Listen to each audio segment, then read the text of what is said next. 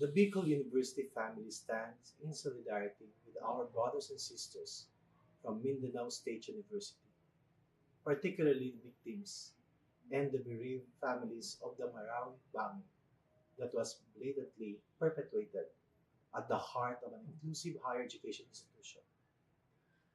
We are extending our most profound condolences and heartfelt prayers to everyone affected by this recent atrocious attack on innocent civilians, celebrating their faith in what would have been a most solemn welcome to the Advent season, celebrated by our Christian brothers and sisters.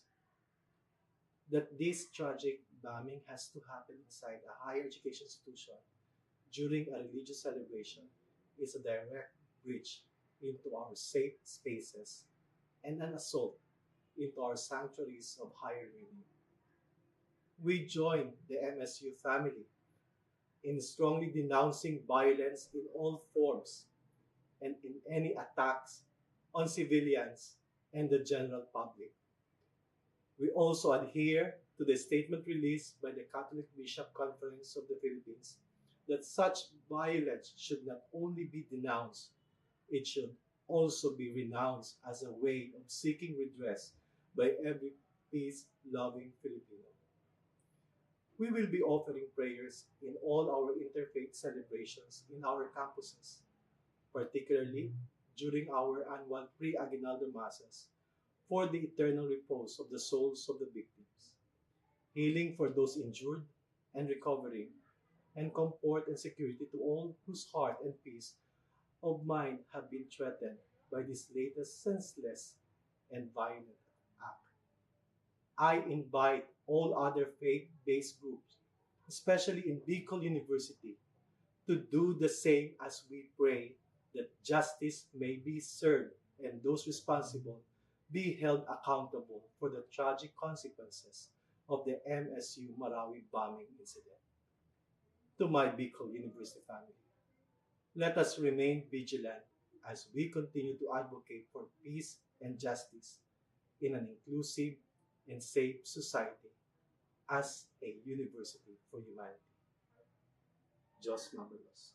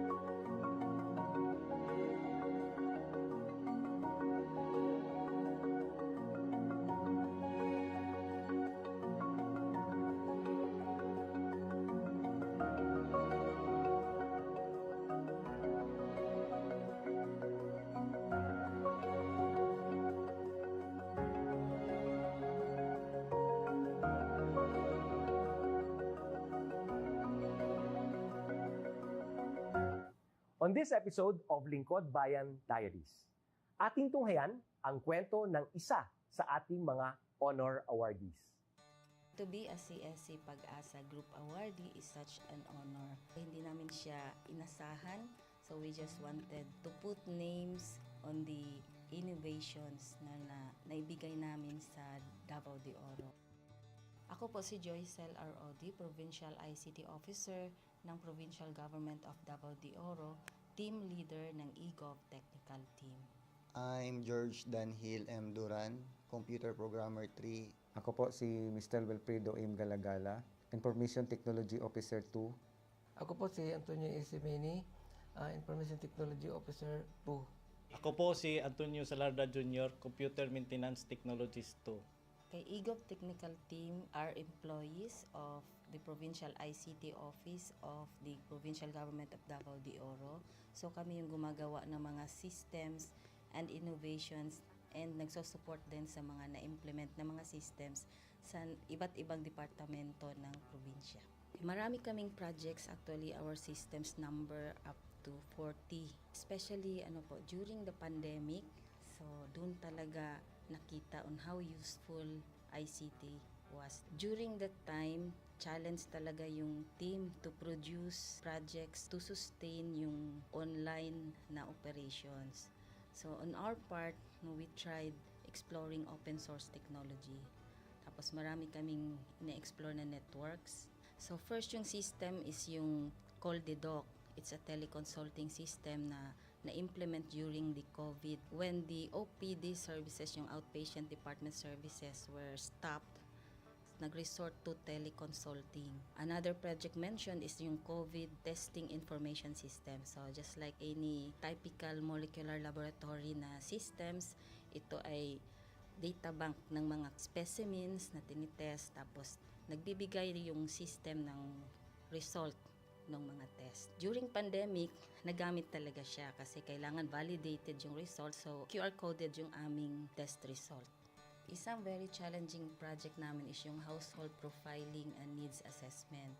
So kailangan merong list ng mga possible recipients ng bigas, and then wala kaming updated list nun.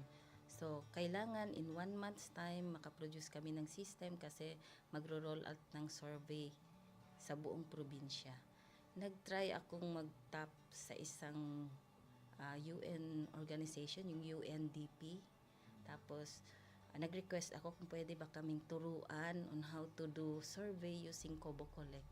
And we were blessed, kahit wala kaming formal agreement, no monetary considerations, tinuruan nila kami. And in 1 month's time, na-produce namin yung app. Then after that, dire-diretso na po. Hindi rin namin ma-imagine na in 6 months' time, nakandak yung survey using employees only of the provincial government. So nakamobilize kami ng mga 200 plus enumerators. Talagang nilibot yung entire province, 236 barangays, bahay-bahay yan. Tapos nakuha namin yung data with maps. Na mapping namin yung mga households. So, and very appreciated po yung output ng systems. Kami nasa LGU, na-feel namin yung need na dapat ma-institutionalize yung ICT departments. Nasa digital age na tayo, so hindi pwedeng hindi tayo mag-upgrade or mag-adapt ng ICT. So basically yung ICT, nagagamit siya para ma-optimize yung ating mga processes. Aside from that, yung interconnectivity, interoperability ng different offices, napapadali yun through ICT. So, talagang dapat i-leverage yung ICT ng any organization, not just the government.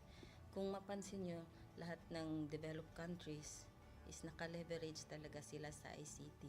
Maraming magaling sa Philippines, medyo may problema lang tayo dun sa interconnectivity and interoperability kasi parang nangyari, parang kanya-kanya yung mga LGUs, kanya-kanyang innovations. And if you can see from the national, paiba-iba yung mga systems hanggang dun sa baba. So, yun din isa sa panawagan namin, sana magkaroon ng uniform na standards and protocols in developing systems para hindi masayang yung mga efforts ng mga nasa baba. Okay, my message to my fellow public servants, so let us continue to be a gift. Di ba, pag gift ka, maganda ka, mapapasaya mo yung recipient, kay magiging useful ka sa recipient. So, isa lang yun sa palagi kong isinasa puso, no? Continue to adapt to the change, especially in ICT innovation. Even though marami tayong challenges na related to it, just continue to adapt to the ever-changing progress in technology. Kaya ang masabi ko lang sa mga kawani ng gobyerno, kung trabaho tayo, gawin natin talaga yung nasa puso natin. Gawin mo lang ang dapat mong gawin upang kung ano mang gusto mong maitulong para sa bayan. Na patuloy lang natin ang ating mga mabubuting gawain sa gobyerno para sa ating mga kababayang Pilipino. Kami ang eGov Technical Team ng Davao de Oro at ito ang aming kwentong lingkod bayani.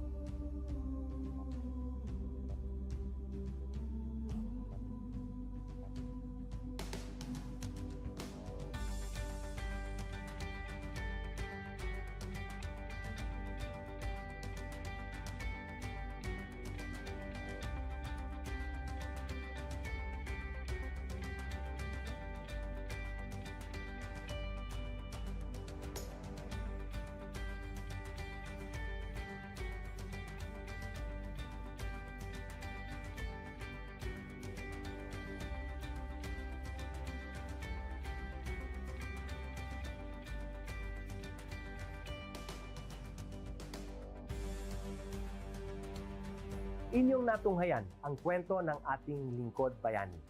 Kung ikaw ay may kilalang lingkod bayani, maaari siyang i-nominate sa Honor Awards Program ng Civil Service Commission. For nomination procedures, go to www.csc.gov.ph. See you on the next episode of Lingkod Bayan Diaries.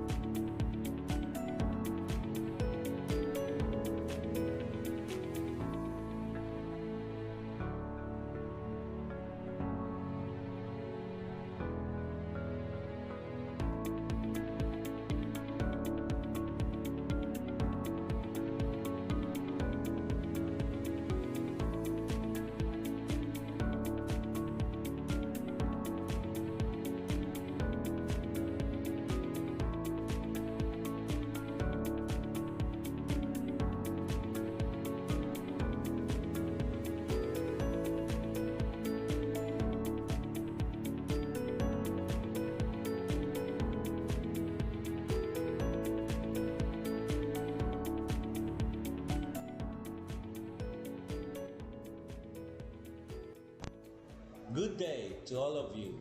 On behalf of the University Registrar's Office, I welcome everyone warmly. As the head of this esteemed institution, I am privileged to introduce our office and share the valuable services we provide. The University Registrar's Office serves as the administrative heart of our university, functioning as a central hub for academic records, student enrollment, and course registration. We are dedicated to supporting the success of our students and personnel by ensuring the smooth operation of all educational processes. Our mission as an academic unit, the University Registrar's Office, will be taking care of the enrollment, graduation, and records management as it takes custody of academic records of all graduates and the issuance of official academic documents of students and graduates. Whether you are a current student, a prospective applicant, a faculty member, or an alumnus, our dedicated team is here to assist you. From guiding you through the enrollment process to helping you access and maintain your academic records, we are committed to providing exceptional service with efficiency and professionalism. In addition to our core responsibilities, we are continually strive to improve our services by embracing technological advancements and streamlining our operations. We aim to enhance accessibility, transparency, and convenience for all clients, allowing you to focus on what matters most, your education and intellectual growth. As University Registrar, I am honored to lead a team of talented professionals passionate about supporting your academic journey. We understand the challenges and aspirations of higher education and are dedicated to serving as your trusted partner throughout your time at our university. In closing, I extend my heartfelt welcome once again. The University Registrar's Office is here to assist, inspire, and empower you as you embark on your intellectual endeavors. We look forward to collaborating with you and contributing to your success in every possible way.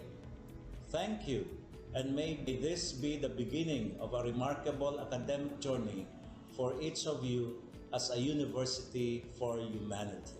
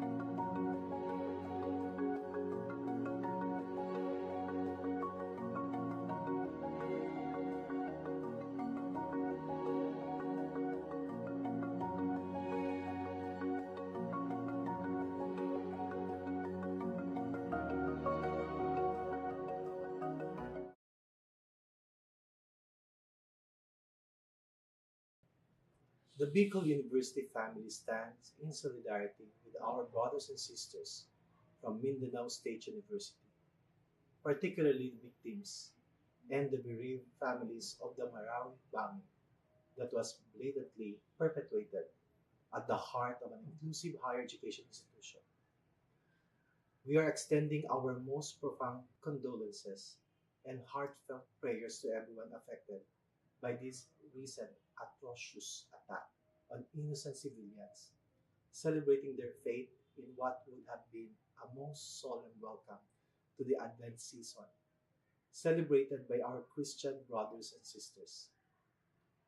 That this tragic bombing has to happen inside a higher education institution during a religious celebration is a direct breach into our safe spaces and an assault into our sanctuaries of higher learning. We join the MSU family in strongly denouncing violence in all forms and in any attacks on civilians and the general public. We also adhere to the statement released by the Catholic Bishop Conference of the Philippines that such violence should not only be denounced, it should also be renounced as a way of seeking redress by every peace-loving Filipino. We will be offering prayers in all our interfaith celebrations in our campuses, particularly during our annual pre-aguinaldo masses for the eternal repose of the souls of the victims, healing for those injured and recovering, and comfort and security to all whose heart and peace of mind have been threatened by this latest senseless and violent act. I invite all other faith-based groups, especially in Bicol University, to do the same as we pray that justice may be served and those responsible be held accountable for the tragic consequences of the MSU Marawi bombing incident. To my Bicol University family, let us remain vigilant as we continue to advocate for peace and justice in an inclusive and safe society as a university for humanity. Diyos mabalos.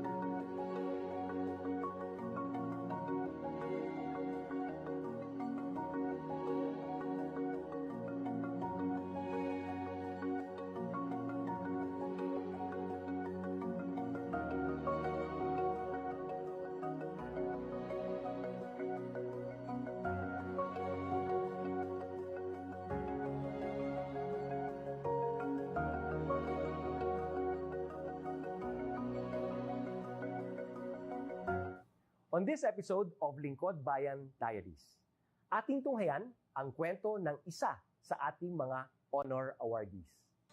To be a CSC Pag-asa Group Awardee is such an honor. Hindi namin siya inasahan, so we just wanted to put names on the innovations na naibigay namin sa Davao de Oro.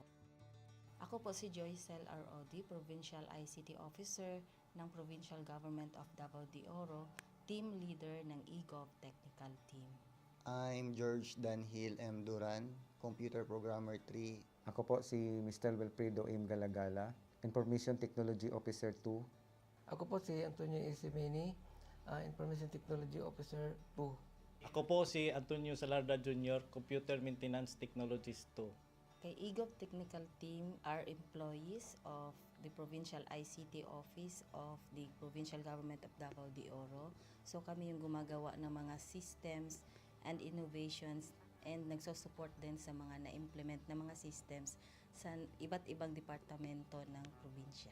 Marami kaming projects, actually our systems number up to 40. Especially during the pandemic, so doon talaga nakita on how useful ICT was. During that time, challenge talaga yung team to produce projects to sustain yung online na operations.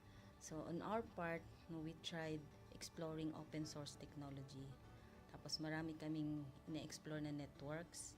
So first yung system is yung CallDedoc. It's a teleconsulting system na na-implement during the COVID. When the OPD services, yung outpatient department services were stopped, nag-resort to teleconsulting. Another project mentioned is yung COVID testing information system. So just like any typical molecular laboratory na systems, ito ay data bank ng mga specimens na tinitest, tapos nagbibigay yung system ng result ng mga test. During pandemic, nagamit talaga siya kasi kailangan validated yung result, so QR coded yung aming test result.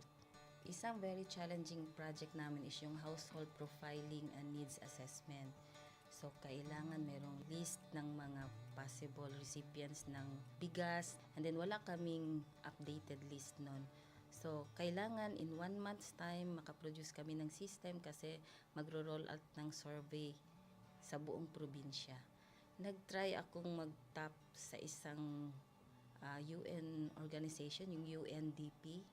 Tapos, nag-request ako kung pwede ba kaming turuan on how to do survey using Kobo Collect. And we were blessed, no, kahit wala kaming formal agreement, no monetary considerations, tinuruan nila kami. And in 1 month's time, na-produce namin yung app. Then after that, dire-diretso na po. Hindi rin namin ma-imagine na in 6 months' time, nakandak yung survey using employees only of the provincial government. So nakamobilize kami ng mga 200 plus enumerators. Talagang nilibot yung entire province, 236 barangays, bahay-bahay yan. Tapos nakuha namin yung data with maps. Na mapping namin yung mga households. So, and very appreciated po yung output ng systems. Kami nasa LGU, na-feel namin yung need na dapat ma-institutionalize yung ICT departments. Nasa digital age na tayo, so hindi pwedeng hindi tayo mag-upgrade or mag-adapt ng ICT. So basically, yung ICT, nagagamit siya para ma-optimize yung ating mga processes. Aside from that, yung interconnectivity, interoperability ng different offices, napapadali yun through ICT. So, talagang dapat i-leverage yung ICT ng any organization, not just the government. Kung mapansin nyo, lahat ng developed countries is naka-leverage talaga sila sa ICT. Maraming magaling sa Philippines, medyo may problema lang tayo dun sa interconnectivity and interoperability kasi parang nangyari, parang kanya-kanya. Yung mga LGUs, kanya-kanyang innovations. And if you can see from the national, paiba-iba yung mga systems hanggang dun sa baba. So, yun din isa sa panawagan namin sana magkaroon ng uniform na standards and protocols in developing systems para hindi masayang yung mga efforts ng mga nasa baba. Okay, my message to my fellow public servants, so let us continue to be a gift. Di ba, pag gift ka, maganda ka, mapapasaya mo yung recipient, kaya magiging useful ka sa recipient. So, isa lang yun sa palagi kong isinasa puso, no? Continue to adapt to the change, especially in ICT innovation. Even though marami tayong challenges na related to it, just continue to adapt to the ever-changing progress in technology. Kaya ang masabi ko lang sa mga kawani ng gobyerno, kung trabaho tayo, gawin natin talaga yung nasa puso natin. Gawin mo lang ang dapat mong gawin upang kung ano mang gusto mong maitulong para sa bayan. Na patuloy lang natin ang ating mga mabubuting gawain sa gobyerno para sa ating mga kababayang Pilipino. Kami ang EGOV Technical Team ng Davao de Oro at ito ang aming kwentong lingkod bayani.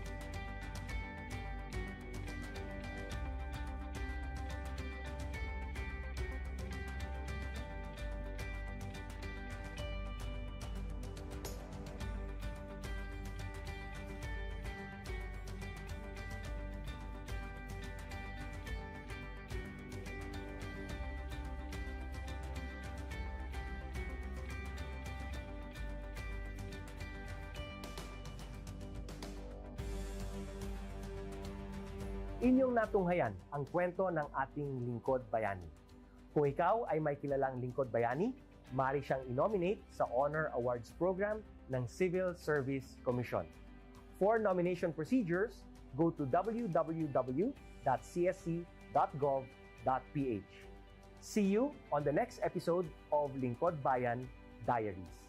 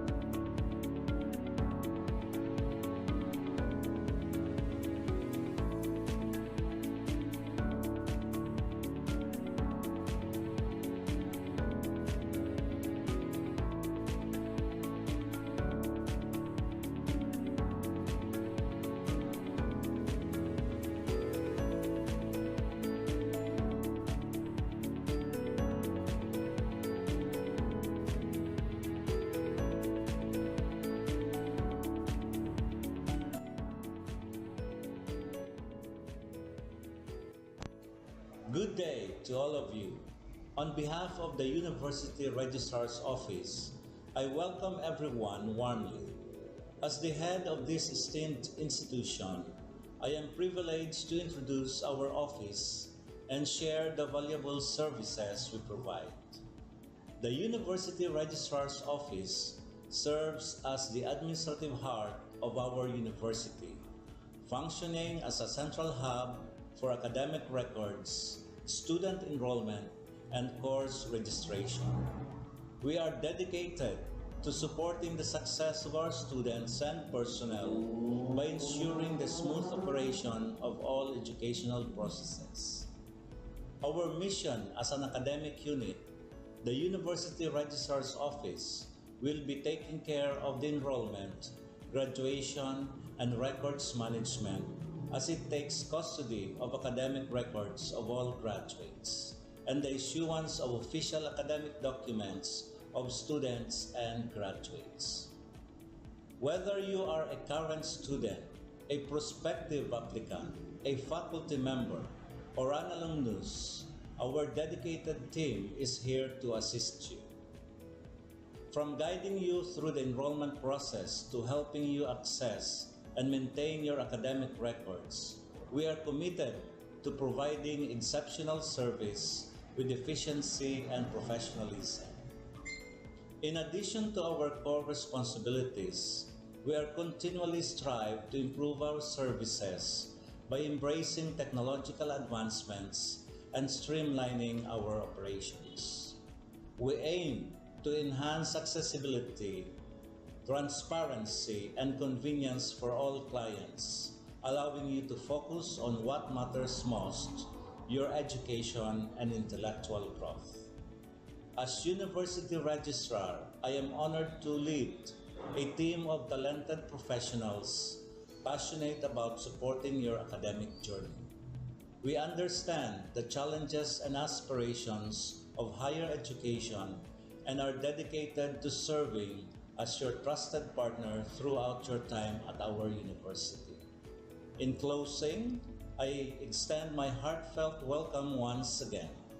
The University Registrar's Office is here to assist, inspire, and empower you as you embark on your intellectual endeavors. We look forward to collaborating with you and contributing to your success in every possible way.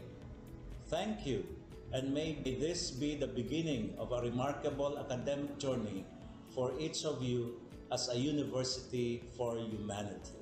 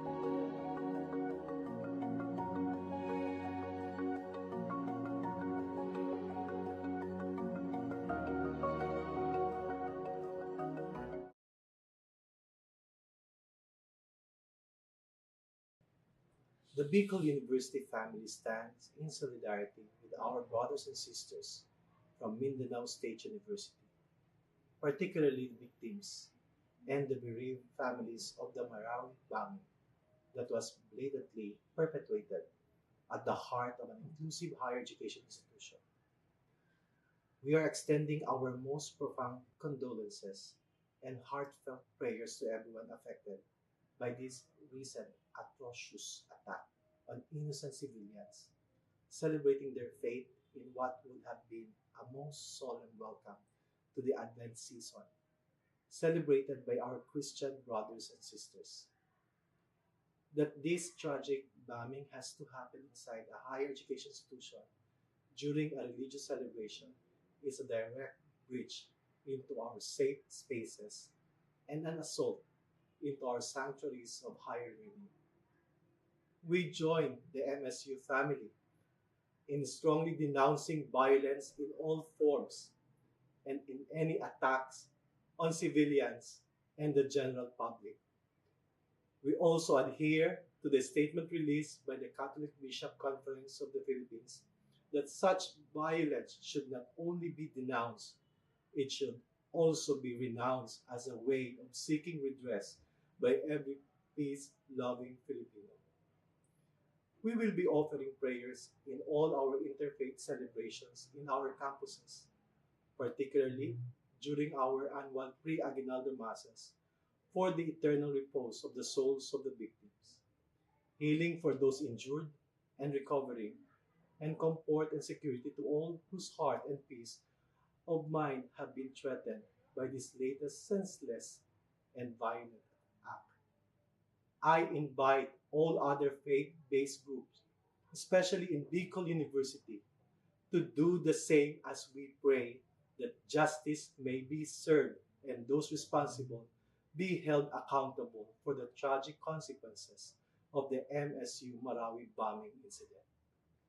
To my Bicol University family, let us remain vigilant as we continue to advocate for peace and justice in an inclusive and safe society as a university for humanity. Diyos mabalos.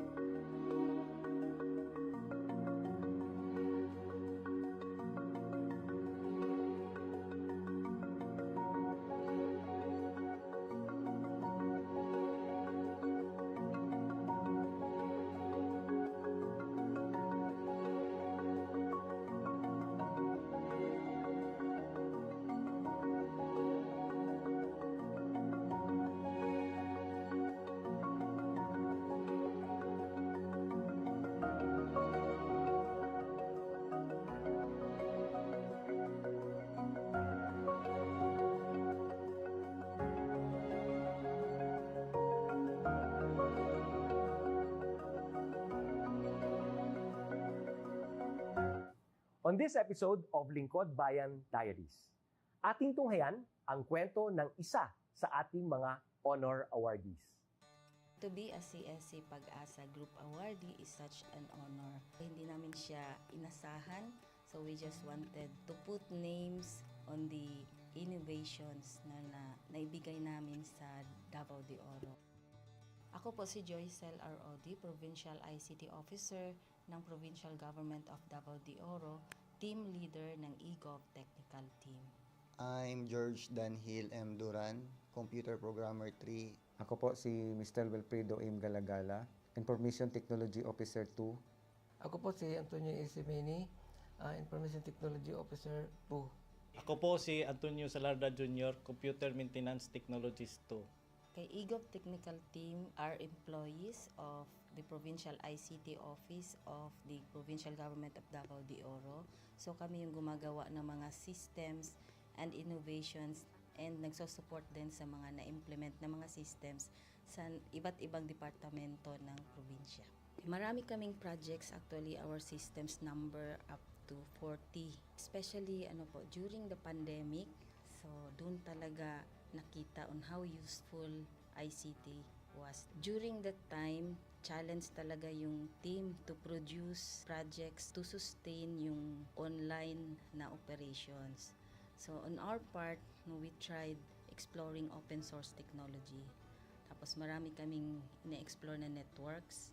So first yung system is yung CallDedoc. It's a teleconsulting system na na-implement during the COVID. When the OPD services, yung outpatient department services, were stopped, nag-resort to teleconsulting. Another project mentioned is yung COVID testing information system. So just like any typical molecular laboratory na systems, ito ay data bank ng mga specimens na tinitest, tapos nagbibigay yung system ng result ng mga test. During pandemic, nagamit talaga siya kasi kailangan validated yung result, so QR coded yung aming test result.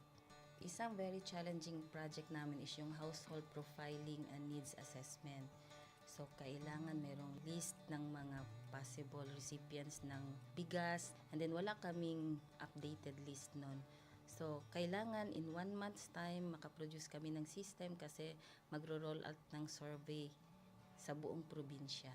Nag-try akong mag-tap sa isang UN organization, yung UNDP. Tapos, nag-request ako kung pwede ba kaming turuan on how to do survey using Kobo Collect. And we were blessed, kahit wala kaming formal agreement, no monetary considerations, tinuruan nila kami. And in 1 month's time, na-produce namin yung app. Then after that, dire-diretso na po. Hindi rin namin ma-imagine na in 6 months' time, nakandak yung survey using employees only of the provincial government. So nakamobilize kami ng mga 200 plus enumerators. Talagang nilibot yung entire province, 236 barangays, bahay-bahay yan. Tapos nakuha namin yung data with maps. Na mapping namin yung mga households. So and very appreciated po yung output ng systems. Kami nasa LGU, na-feel namin yung need na dapat ma-institutionalize yung ICT departments. Nasa digital age na tayo, so hindi pwedeng hindi tayo mag-upgrade or mag-adapt ng ICT. So basically, yung ICT, nagagamit siya para ma-optimize yung ating mga processes. Aside from that, yung interconnectivity, interoperability ng different offices, napapadali yun through ICT. So, talagang dapat i-leverage yung ICT ng any organization, not just the government. Kung mapansin nyo, lahat ng developed countries is naka-leverage talaga sila sa ICT. Maraming magaling sa Philippines, medyo may problema lang tayo dun sa interconnectivity and interoperability. Kasi parang nangyari, parang kanya-kanya yung mga LGUs, kanya-kanyang innovations. And if you can see from the national, paiba-iba yung mga systems hanggang dun sa baba.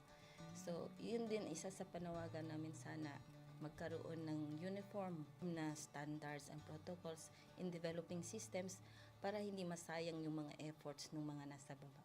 Okay, my message to my fellow public servants, so let us continue to be a gift.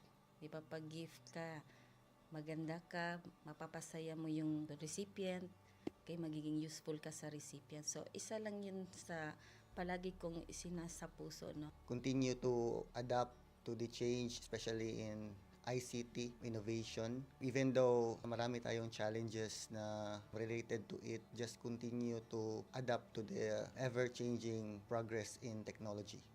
Kaya ang masabi ko lang sa mga kawani ng gobyerno, kung trabaho tayo, gawin natin talaga yung nasa puso natin. Gawin mo lang ang dapat mong gawin upang kung ano mang gusto mong maitulong para sa bayan.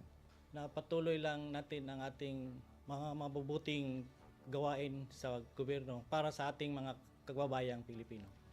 Kami ang EGOV Technical Team ng Davao de Oro at ito ang aming kwentong Lingkod Bayani.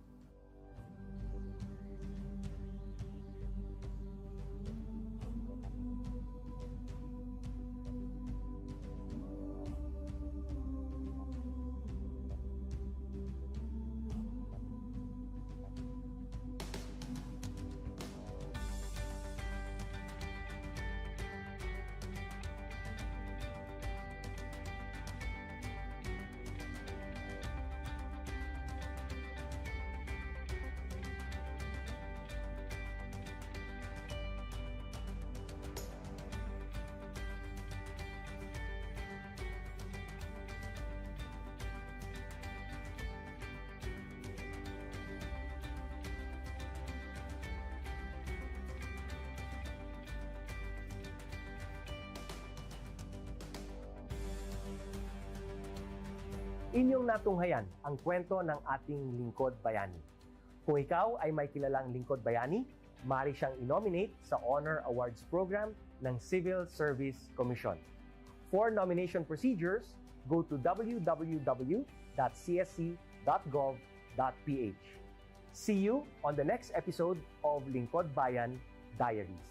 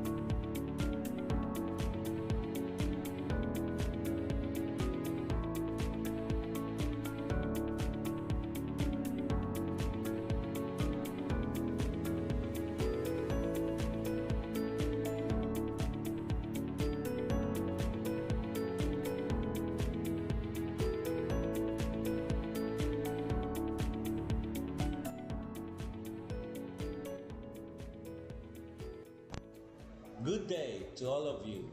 On behalf of the University Registrar's Office, I welcome everyone warmly. As the head of this esteemed institution, I am privileged to introduce our office and share the valuable services we provide. The University Registrar's Office serves as the administrative heart of our university, functioning as a central hub for academic records, student enrollment, and course registration. We are dedicated to supporting the success of our students and personnel by ensuring the smooth operation of all educational processes. Our mission as an academic unit, the University Registrar's Office, will be taking care of the enrollment, graduation, and records management as it takes custody of academic records of all graduates and the issuance of official academic documents of students and graduates. Whether you are a current student, a prospective applicant, a faculty member, or an alumnus, our dedicated team is here to assist you. From guiding you through the enrollment process to helping you access and maintain your academic records, we are committed to providing exceptional service with efficiency and professionalism. In addition to our core responsibilities, we are continually strive to improve our services by embracing technological advancements and streamlining our operations. We aim to enhance accessibility, transparency, and convenience for all clients, allowing you to focus on what matters most, your education and intellectual growth. As University Registrar, I am honored to lead a team of talented professionals passionate about supporting your academic journey. We understand the challenges and aspirations of higher education and are dedicated to serving as your trusted partner throughout your time at our university. In closing, I extend my heartfelt welcome once again. The University Registrar's Office is here to assist, inspire, and empower you as you embark on your intellectual endeavors. We look forward to collaborating with you and contributing to your success in every possible way. Thank you, and may this be the beginning of a remarkable academic journey for each of you as a university for humanity.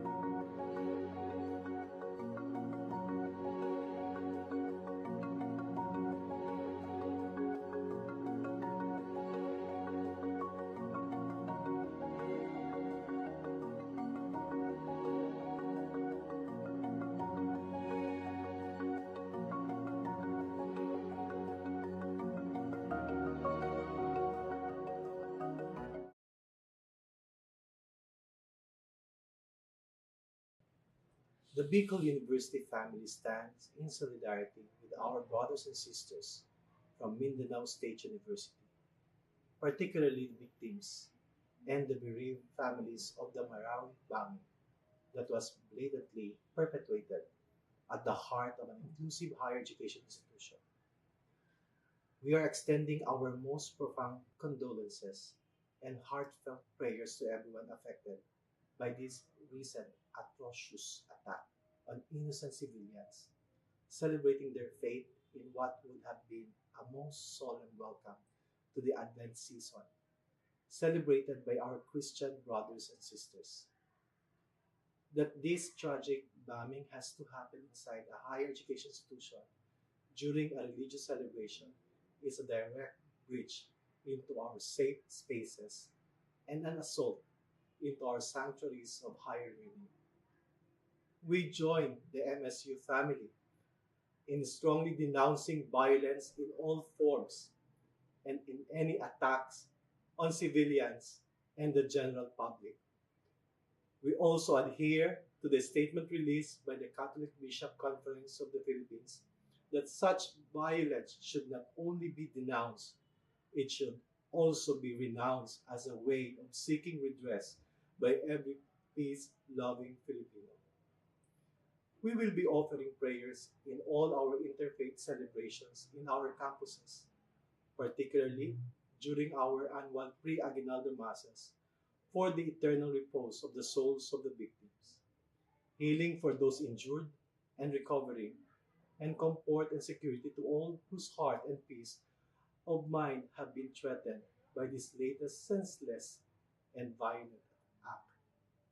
I invite all other faith-based groups, especially in Bicol University, to do the same as we pray that justice may be served and those responsible be held accountable for the tragic consequences of the MSU Marawi bombing incident.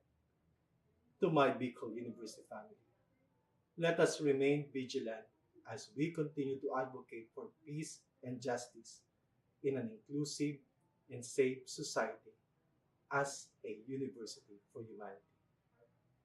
Diyos mabulos.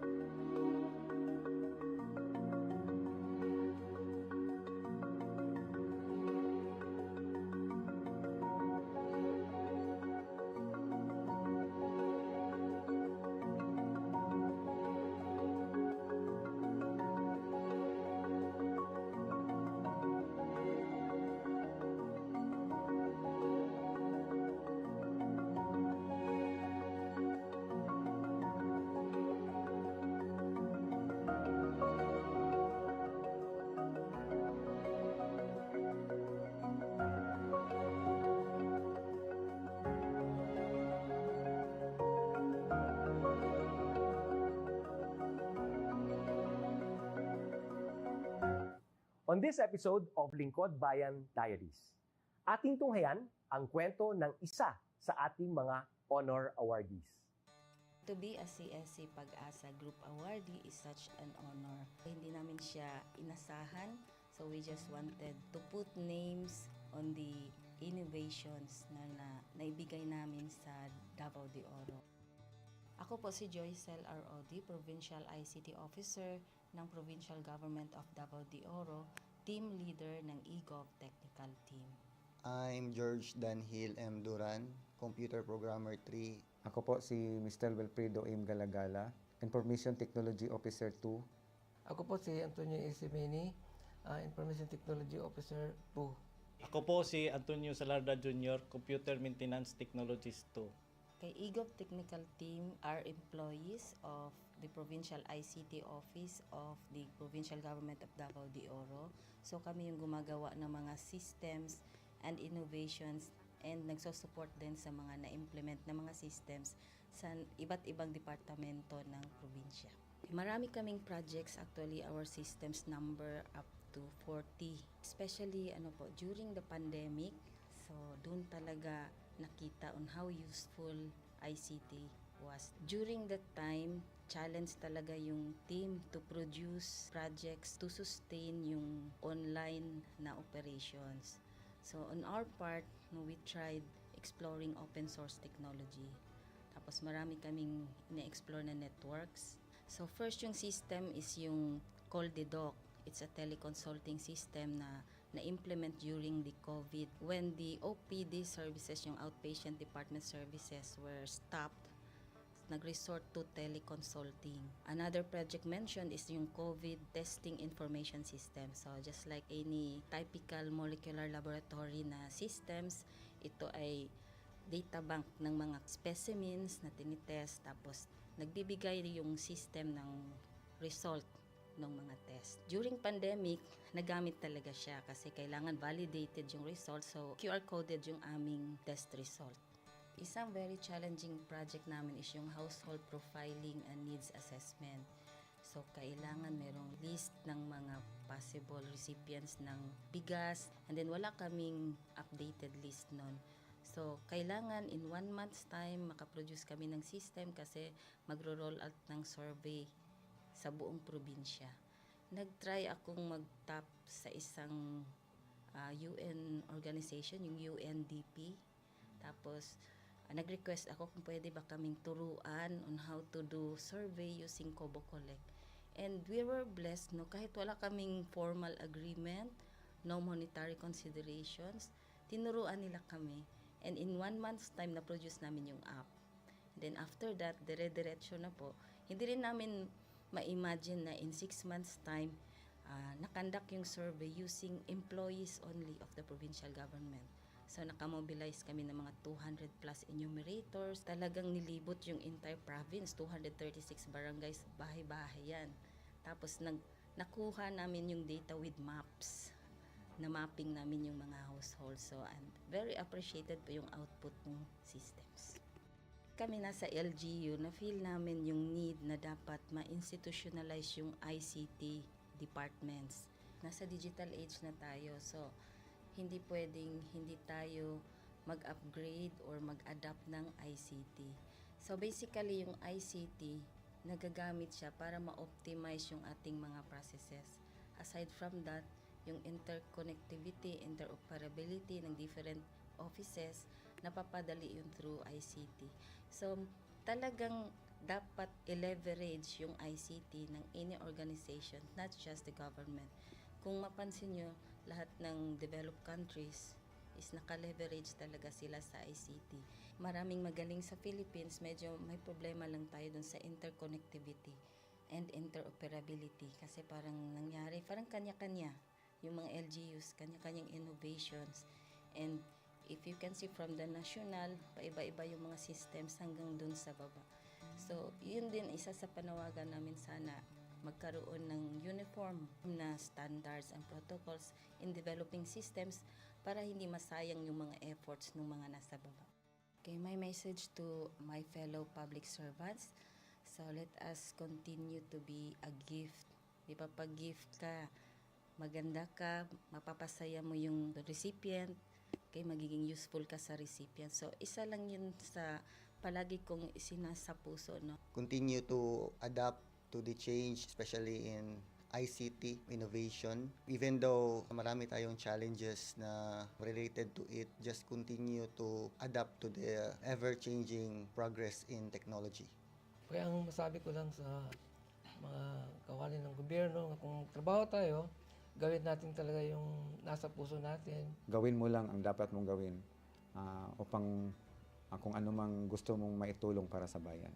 Na patuloy lang natin ang ating mga mabubuting gawain sa gobyerno para sa ating mga kababayang Pilipino. Kami ang EGOV Technical Team ng Davao de Oro at ito ang aming kwentong Lingkod Bayani.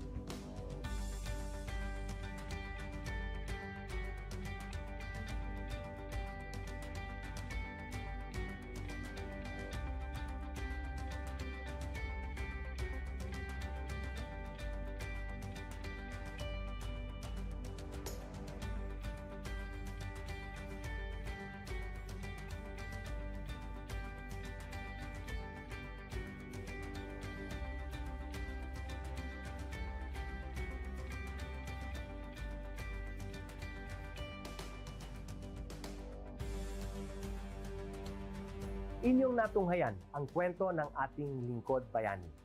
Kung ikaw ay may kilalang lingkod bayani, maaari siyang i-nominate sa Honor Awards Program ng Civil Service Commission. For nomination procedures, go to www.csc.gov.ph. See you on the next episode of Lingkod Bayan Diaries.